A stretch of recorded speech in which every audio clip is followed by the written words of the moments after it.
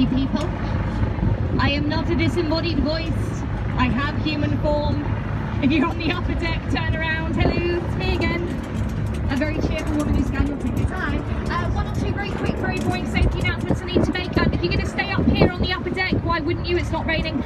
We just ask that you remain in your seats at all times. Please don't jump up like a meerkat to take your pictures. Just raise your arms above your head. Don't hang out in this centre aisle here. And if you turn around, that is Tim, our captain. We loved him. He's great, but you'll appreciate when you stand, it blocks his view. We need Tim to see where he's going. Trust me, or else we get friendly with bridges. So please remain seated unless you're going downstairs. You can go downstairs anytime you like. We're not monsters. Wave at the people on the bridges. They love it. Don't know why. See? Automatic response. The only time you can wave at a complete stranger in London without fear of arrest. Don't do that on public transport. You get a very different reaction. You wave at someone on the tube, you're going to get one finger back, not five. Also, I'll say my colleague Jordan is downstairs if you do need anything. Talk to him. Bathrooms are downstairs too. Otherwise, those are the Houses of Parliament, or to give the building its exact title, that is the new Palace of Westminster. Madam at the front, just sit down please. Thank you. I will name and shame if I have to. Yeah, that has only been there since 1860. The old palace burned down in 1834. But we do have one tiny little bit of the original medieval palace remaining. If you look in front of us at the corner, there's a teeny little stone hut. You'll get a better view when we swivel around. There's some steps leading off it into the river. That is all that's left of Palace number 1, and that was once the smallest prison in England. So traitors to the crown, we're talking people like Guy Fawkes and William Wallace, aka Braveheart, aka Mel Gibson, and they were kept in that little stone hut there overnight while their fate was decided inside the palace. And if you were guilty, which apparently they were, in the morning you'd be marched down those steps there. They're called the Black Rod Steps. They would chuck you into a waterman's boat, and you'd be sailed down to the Tower of London to have your head removed. Same journey we are about to make, hoping with a more positive outcome. We will see. It's been a very long one. That is the Victoria Tower. As a fellow Victoria, I approve. That's where we used to keep our ballot papers after our general election. That's the Archive Tower. Tower in the centre. That has the incredibly creative name, the Central Tower. Acts as kind of like a chimney for the building. And I am aware it is covered in scaffolding and building works. I am still willing to bet that most of you think you can see Big Ben right now. You cannot see Big Ben, ladies and gentlemen. That is not physically possible. No one ever gets to see Big Ben, ever. Unless you have X-ray vision. You cannot. Big Ben is the name of the bell that lives inside that tower, not the name of the tower itself. Shock, plot, twist. Now what we're looking at up there, that's called the Elizabeth Tower. Only renamed in 2012. Until then we always just called it the Clock Tower officially. Not much imagination going on there either. I'm so sorry I'm having to shout over this helicopter. I think there's a protest going on in Trafalgar Square. It happens quite a lot over the weekends, and they like to keep an eye on Trafalgar Square and Whitehall by hovering up there, so I'll try not to strain my voice. Big Ben the bell, not ringing right now. They're giving the tower an entire makeover. It's lasting about 5 years altogether. Should be ready in about a year and a half. You can see how lovely it's going to look though, just from the top. But yeah, it's a wreck inside. There's about 50 years worth of rust and erosion to deal with.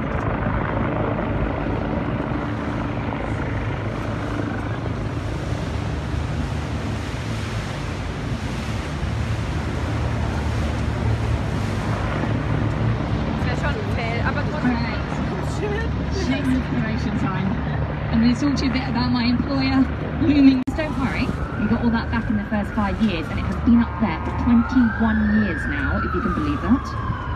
Definitely cannot believe that, makes me feel ancient.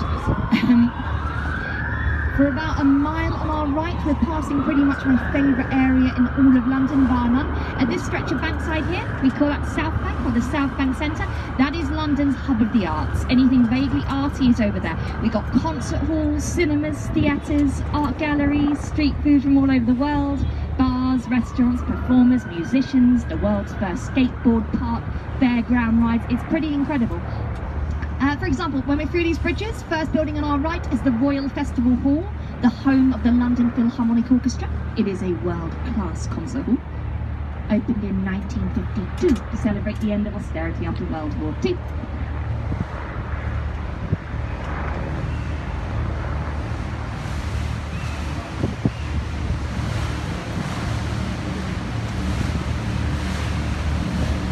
I'm going to discuss the total opposite. I think it quite justifies the cost, but it's nice. Oh, this bridge in front of us here, Waterloo Bridge, looks a bit nondescript, has the best nickname in London. We nickname everything in London. This is Waterloo Bridge, but we call it the Ladies' Bridge. And that's because this bridge was built during World War II. Most of our men were away fighting bravely for king and country. In their absence, women built this bridge. They estimate that up to 90% of the workforce on this bridge was female. And may I just say, and I'm sure this is a complete coincidence, this is still the first and only bridge in London that's ever been finished on time and under budget. And it is actually London's only complete self-sufficient bridge. It's a self-cleaning bridge. Hold on, girls. It never needs maintenance because it's built from a self-cleaning stone that reacts with rainwater. Really, really clever. Oh, the tide is lovely and low, so I can show you one of London's best kept secrets now. Keep looking to your right. The buildings behind these thick trees are the old Itv Studios, where we used to record a lot of our most popular TV shows for a lot of our channels. They've left. They've gone to West London while they refurbish, but they've left behind a wharf which for half the day has an actual sandy beach in it. You can see the top of it now. Just a place for finding Roman coins. Plus, in the wharf, they've got a gorgeous pub. They've got that little gourmet pizza restaurant. That's one of my favourites. And they've got craft fair, boutique shops, food market. It's a seriously underrated part of the South Bank. It's called Gabriel's Wharf. So yeah, if you decide to walk down later, you should. It's a lovely day. Drop by, because I think it deserves a bit more love than it gets. Speaking of love, you're about to get one of your nicest views of St Paul's Cathedral in the distance on our left. Ignore these hideous cranes in front. Focus on that big domed building with the cross on top. That is the second largest domed cathedral in the entire world, after St Peter's Basilica in the Vatican. Standing at 365 feet and built by Sir Christopher Wren in 1710 to replace the one that burnt down in the Great Fire of London. Oh, I think I've just escaped the helicopters. Brilliant. We've had so many famous things happen inside St Paul's. People are buried in there, like Lord Nelson, the Duke of Wellington. In more recent history, Churchill had his funeral in there. Dr. Martin Luther King Jr. preached in St Paul's in 1964. Prince Charles married Lady Diana in there in 1981. The Queen celebrated part of her 90th birthday in there. And fingers crossed, the Jubilee celebrations next year will be held in St Paul's too. Very important building to London and to Londoners. Oh, a quick word about this building, because it is very eye-catching. On our right here, that's the latest addition to the London skyline with the bump in the side. That's #1 Blackfriars, that building. Luxury apartments. So new, we haven't given it a nickname yet. I've heard lots of suggestions. The vase, the boomerang, the baby bump, and the Kim Kardashian. We'll see which one sticks. One's been more popular than the others, I'll let you imagine which. As we're going through these bridges here, look to your left and right hand sides. You're going to see wedged between them. There's a set of mysterious red columns. They're just standing there.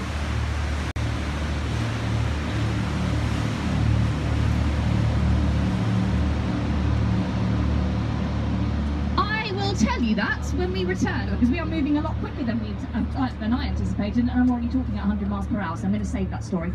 In the meantime, enjoy more lovely views of St Paul's on our left. What you're going to notice, there are no buildings that are taller than St Paul's around it. We protect it with a law that says that you have to be able to see it at all times from 13 key points in London. It's that important to us. That's why the City of London School on our left here has that glass roof and the glass atrium, so you can see the cathedral straight through it. Oh, in fact, if you look to your left when we get under this next bridge, that is the only full-length view of St Paul's that you can get from the River Thames. Blink and you miss it. You get the most amazing pictures if you're standing on the bridge, but from underneath it, that stupid bridge support's in the way. It's very annoying. Still nice, it's just very brief. Let me try to distract you. On the bankside to our right, literally behind the sign that says bankside, there's a beautiful white round old looking building with a thatched roof on top.